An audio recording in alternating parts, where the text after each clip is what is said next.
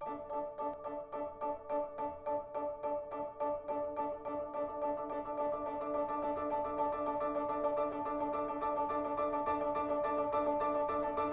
dédie la conférence qui suit à ma chère amie et collègue Catherine Delvigne.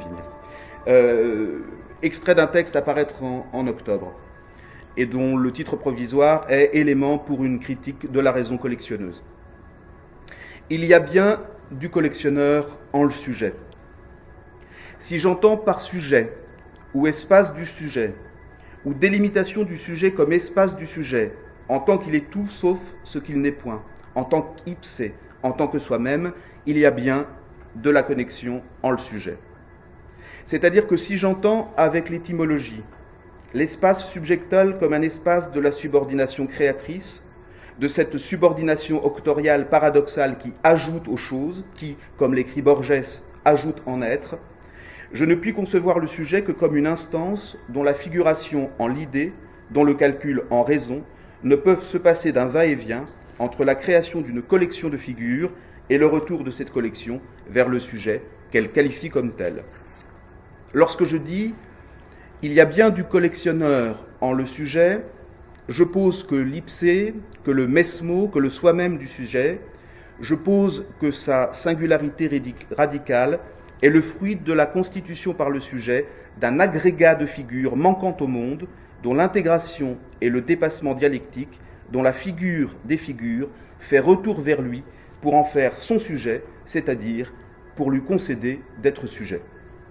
Pas de sujet sans figure, pas de sujet sans épreuve de la figuration, c'est-à-dire sans épreuve de la taxinomie générale, c'est-à-dire sans épreuve de la réduction ou de la rééducation du donné via la compartimentation de son être, de son introuvable et ressenti, ou pressenti comme supérieur.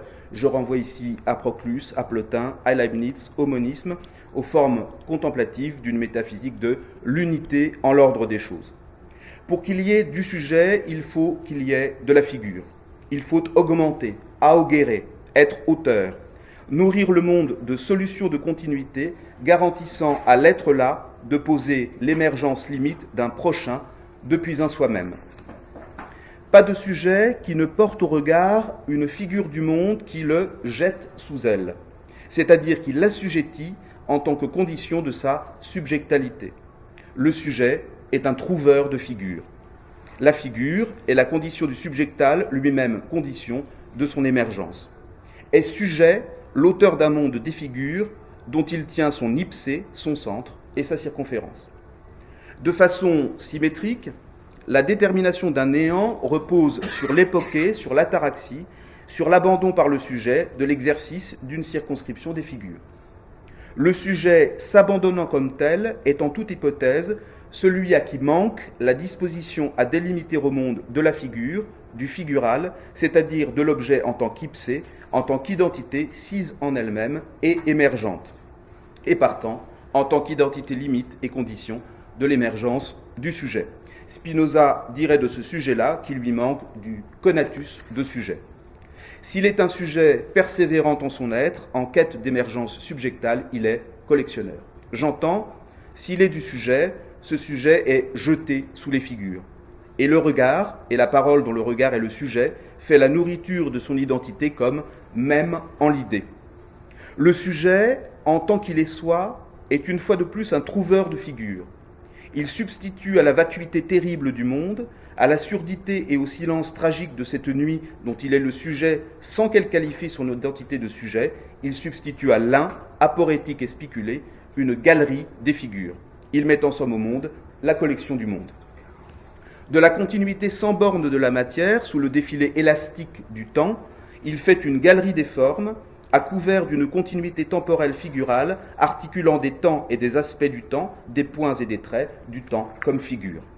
Il place entre des limites qui font retour vers lui pour placer leur créateur en dépendance de sa collection, des semences de l'un ou du néant.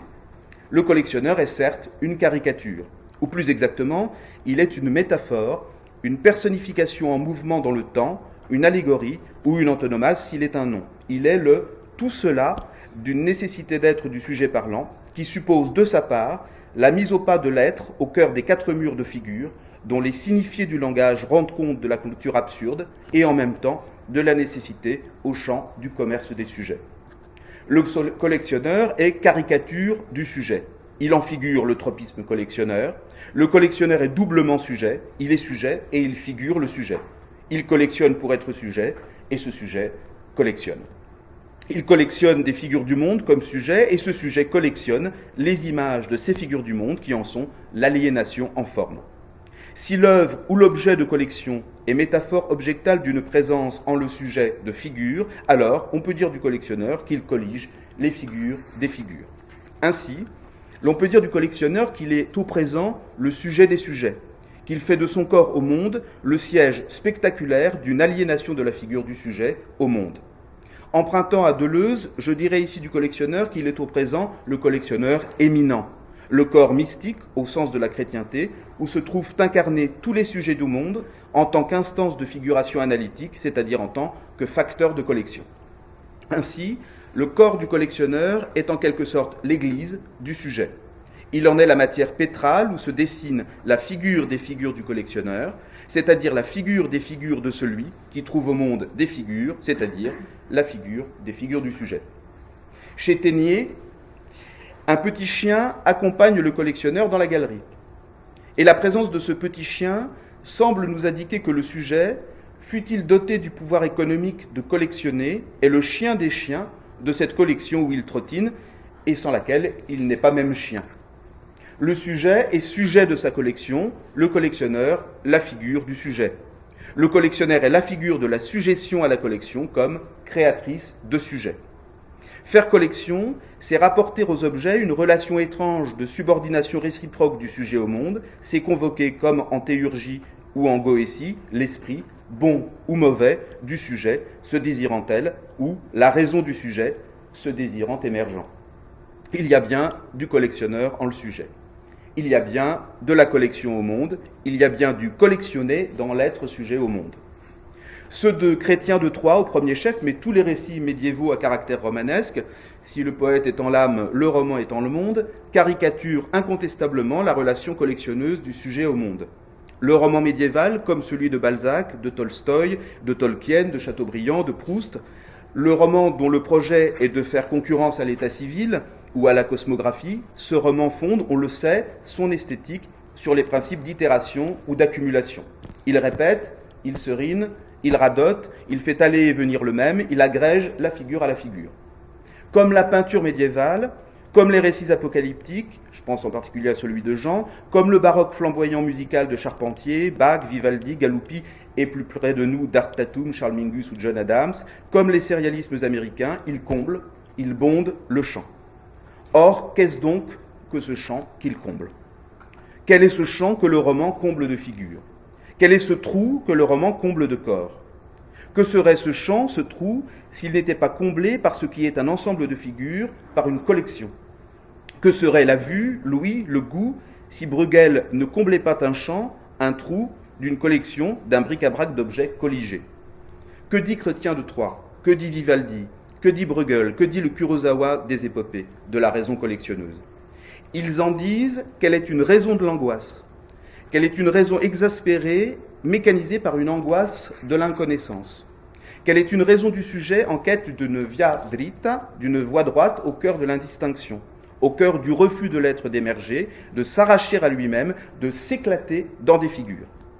Le champ que bonde le romancier, que comble le musicien, que sature le peintre, qu'encaisse le cinéaste, c'est celui de la transcendance comme refus d'émerger. C'est celui de la transcendance comme empuissance stérile qui fait appréhender et séminale qui fait agir d'une épiphanie. Le romancier, le musicien, le peintre, le cinéaste, écrirait Maurice Blanchot, œuvrent au trou du monde. Leur parole est celle qui manque au monde. Leur parole est la parole du monde in absentia. Elle est métaphore dans le monde de la parole du monde. Cette parole est une voiture de figure, un véhicule d'émergence. Et plus le monde est quelque chose, plus il émerge, plus il est peuplé d'ipsés, plus il est le monde et moins il est le trou, l'absence du monde et plus il est chemin, et plus il est sens, et plus il est résistance au sujet, et plus il est figure et sujet, et plus il est collection du collectionneur. Devant le trou du monde, point d'ipsé, point de Mespo, point de soi-même, du sujet. point d'aporie définitoire du sujet comme figure, figurant. Or, devant son point de soi-même, le sujet lutte et bonde l'outre-soi de figure, il collectionne pour être. Il répète, il série, il accumule. Avant que d'ordonner, il répète, il série, il accumule, il comble le trou du monde pour émerger. Avant que d'ordonner, il produit la syndète, la pure juxtaposition de figures, afin d'être figure, afin d'être limite. Puis, pour être limite en mouvement, il distribue aux figures des liens par lesquels elles s'ordonnent en figure des figures, et ces liens traduisent son mouvement comme son mouvement contre elles, ou son mouvement jeté dessous. Ainsi, le sujet collectionne-t-il pour se mouvoir en tant que tel. Le sujet est un collectionneur animé. Son animation repose sur une syntaxe des figures.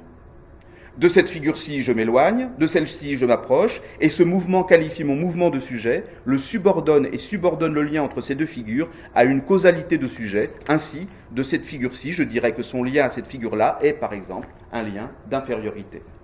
Le collectionneur est facteur d'agrégation au trou du monde, il est facteur d'une syntaxe. Et cette syntaxe de la collection est une syntaxe libératoire, au sens où elle libère comme une émergence, comme une figure ou une circulation, son mouvement de sujet. De cette figure-ci, je suis proche en le temps. De celle-là, je suis le sujet distant en le temps, et je dis qu'alors, pour le sujet, le temps est un temps. Le temps est une figure du temps, depuis la collection articulée des figures du temps. Le devenir n'est pas alors pour le sujet une catégorie du temps, mais une catégorie du sujet cheminant dans sa collection comme galerie, c'est-à-dire comme succession syntaxique, temporalisée de ces figures du temps. Je rappelle ici que le mot galerie est issu du latin médiéval galeria, désignant un porche d'église, lui-même issu du latin Galilalea, évoquant la Galilée comme limès, comme frontière entre les gentils et les élus. Si le collectionneur est le corps mystique du sujet, s'il est le corps où s'assemblent les sujets collectionneurs sans collection, la collection comme syntaxe, la galerie est le règne des élus. Elle est le monde plein, le monde content, de contentus, comblé, plein de soi, le monde où le règne des figures se succédant, c'est-à-dire émergente avec succès, garantit au sujet l'identité subjectale, le mouvement, c'est-à-dire le devenir. Elle est aussi le monde augmenté, celui qui est redoublé par une figure du monde, dont la causalité est l'héroïsme perspicace d'un sujet auteur de soi par le monde, via le devisement du monde. Je reprends ici l'un des titres du livre des merveilles de Marco Polo, auteur et sujet par excellence d'un monde collection. D'un sujet en tout cas libérant de sa gangue de nuit, cette figure du monde qui le constitue sujet. Il y a bien du collectionneur en le sujet. Ou plus exactement, et par amplification, il n'y a de sujet au monde que depuis l'héroïsme angoissé et martyr, du sujet libérant cette figure des figures du monde, cette collection, cette galerie, qui l'entrave en ses limites. Ainsi de Don Juan, libérateur libéré et sujet absolu d'une ronde de 1003 figures. Grand ordonnateur de la figure du monde et chien des chiens prisonnier de sa galerie, l'heure, le malheur, le fatum du sujet, c'est de collectionner. Or, la collection est 1003. Elle est l'unum d'un e pluribus unum virgilien. Il faut entendre ici que la solution de toutes les collections, de toutes ces figures des figures, est une figure qui en serait l'éminence et le vicaire. Que la solution de toutes les bibliothèques en un livre des livres qui serait le livre éminent et le vicaire des livres est une portée, un horizon de la collection dont elle constitue évidemment l'asymptote. L'on pose ici que l'expérience, que le champ empirique et détermination de figures, arrachement de figures, collecte de figures, emprisonnant impérieusement le sujet et détermination, arrachement, collecte relatif, c'est-à-dire rapporté à la mesure du sujet en quête fiévreuse de sa collection. L'homme est la mesure de toute chose, dit Protagoras le sophiste, par quoi il dit « l'homme est la mesure de la collection » ou « point de collection par-delà la collection, point de collection des collections ». Il pourrait ajouter que l'homme est la mesure de sa collection, ce qui revient à démonétiser l'idée d'une mesure du sujet, hors la figure relative du collectionneur, qui ne saurait rencontrer comme figure celle du collectionneur éminent ou du collectionneur des collectionneurs. L'expérience du monde est certes expérience de la collection, de l'asyndète ou de l'articulation causale des figures, convoquant le principe de raison, le nihil sine ratione, cher à Heidegger. Mais elle est aussi l'expérience de la mesure de cette expérience, de la collection comme activité rapportée au sujet, immanente, contiguë au sujet, de la collection comme expérience solipsiste ou comme expérience de la solitude active. Ainsi, l'entreprise du collectionneur est-elle une entreprise œuvrant à l'entretien d'une pluralité des collections, chaque collection étant rapportée au sujet. Ce n'est pas le monde qui est une variété, C'est le sujet collectionneur au monde qui est seul en son entreprise de collectionneur et qui arrache, qui ravit au monde ses figures. Le monde n'est une variété qu'en tant que théâtre des opérations du collectionneur ramassé dans sa solitude et qui ne saurait miser que sur l'arrachement de ses figures, que sur l'émergence de sa collection. Mais elle est à l'œuvre en le sujet, la sensation d'une relativité, d'une immanence à soi de sa collection. C'est alors que la pluralité des collections fait l'expérience de son dépassement en un unum, en un. Complétons donc en nous rappelant Jean Guiton ou Emmanuel Lévinas et posons ici que l'expérience du sujet au monde est une entreprise fondée sur la constitution d'une collection immanente au sujet et qui l'oblige, une entreprise bassinée, caressée, bercée par la sensation d'un au-delà absolu de la collection, par la présence intangible d'une collection des collections, d'un livre des livres, d'un infini, d'un éternel figuro, d'un Grundsatz, pour reprendre une fois de plus, convoquer une fois de plus Heidegger, d'une figure une, figurant la raison des raisons, et qui non seulement intègre et dépasse les collections, mais les fonde comme entreprise, comme processus, comme geste, comme temporalité au présent. Et pluribus unum, le sujet est mesure de sa collection, la collection est mesure du sujet. Le sujet est mesure de sa conquête, du succès de sa chasse figurale, de sa venaison de figures, ce produit le qualifie comme sujet, le sujet est galériste et il est chien.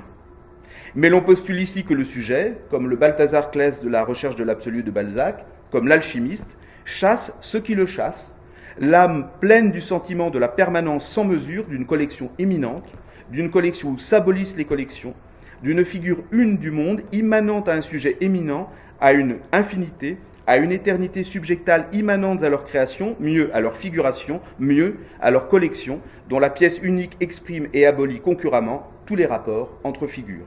En somme, le collectionneur est seul comme mesure de sa collection, mais il opère sous le regard d'un collectionneur sans mesure. Il n'y a sans doute de sujet collectionneur pensable que dans la délimitation presque à bout touchant, asymptotique une fois de plus, de cette figure qui ne serait comme figure des figures qu'une collection des figures, mais qui, en tant que telle, porterait toujours leur solution en l'unum, en l'un. Résumons-nous. Le sujet au monde n'est au monde comme sujet qu'en tant que collectionneur. Sa mesure est sa collection. Sa collection le fait possesseur relatif du monde qui le possède en tant qu'il le qualifie comme sujet si mouvant. Il collectionne depuis la sensation d'une éminence de la collection qu'il l'abolirait en l'un. Le sujet est un collectionneur, il est un faiseur de monde, il est un chien, il est un apprenti. Il apprend à tirer des figures une figure, à faire de la galerie la collection même, non pas en refusant la collection, car alors il n'est pas déterminé comme sujet, mais en l'entreprenant comme en puissance de son abolition en l'un. Le sujet arrache au monde, et cet arrachement fait lever la sensation du monde. La collection n'est point le monde du sujet immergé en la sensation de l'un, elle est une hétérotopie, un isolat, une île, que le sujet construit, sature et manifeste au nom de sa mesure, et dont l'un attend qu'elle lui revienne, en tant qu'il est son éminence, sa solution, son abolition, en somme, sa souveraineté. La collection est le fruit d'un retranchement, d'une abstraction temporaire, le sujet collectionneur est un fils prodigue. La collection est ce lieu et ce rapport où se fabriquent le sujet, le monde, leur rapport et la sensation de leur vanité devant l'un. Mais au cours de ce mouvement de ravissement, de conception et de retour, quelque chose a cédé. L'un n'est plus un trou, il n'est plus absence de figure, il est une plénitude, il est la plénitude, il est la somme de la somme des plénitudes. Ce qui est n'est point l'absence de la mesure, du rapport, de la raison, du sens. Il est mesure des mesures, rapport des rapports, raison des raisons, sens des sens. Ainsi, l'entreprise du collectionneur est une entreprise apotropaïque, c'est-à-dire une entreprise qui éloigne de lui le danger particulier de l'angoisse du néant. Ainsi, l'allégorie de la vanité du monde d'Antonio de Pereda y Salgado de 1634 est collection des figures à la mesure de sujet, mais collection installée, presque au sens de l'installation contemporaine, sur la table d'un ange doux. La collection est non seulement en soi quelque chose, non seulement elle est une existence par quoi se souligne une essence, dirait Sartre, mais elle est aussi vérification par l'arrachement au monde de figures, de son identité de figure. Non seulement la collection est en soi un être par quoi naît un être, une situation, mais elle est aussi examen ou constat intime de la possibilité d'une figure de l'un. Je dirais de la collection qu'elle met en rapport le sujet, le monde et l'un comme s'entendant, comme se pressentant, comme se faisant l'un à l'autre présence. Je dirais ainsi de la collection qu'elle est présence de tout à tout, qu'elle est contradiction radicale portée au non-être. Et je dirais du collectionneur qu'il est le présent à tout. c'est-à-dire le regard excellent et l'excellent excellemment regardé, le sujet et la figure excellente et excellent en un seul corps. Oui, il y a bien du collectionneur en le sujet. Au fond, ce collectionneur que David Ténier le Jeune peint en 1647, l'archiduc Léopold Guillaume, gouverneur général des Pays-Bas espagnols, ce collectionneur et mécène dont il fera collection, puisqu'il le figurera à de nombreuses reprises dans sa galerie de peinture italienne, qui est-il? Il est l'archiduc et le gouverneur. Il est le chien. Il est la limite des œuvres de sa collection. Il est le promeneur en sa galerie, et il est sa galerie. Et il est son pas. Et il est sa promenade, et il est une figure de David Ténier le Jeune qui sacre David Ténier le Jeune, sujet en peinture, c'est-à-dire peintre, et sujet de sa peinture. En somme, il est l'être en son devenir, il est l'être en chemin vers l'être. Je vous remercie.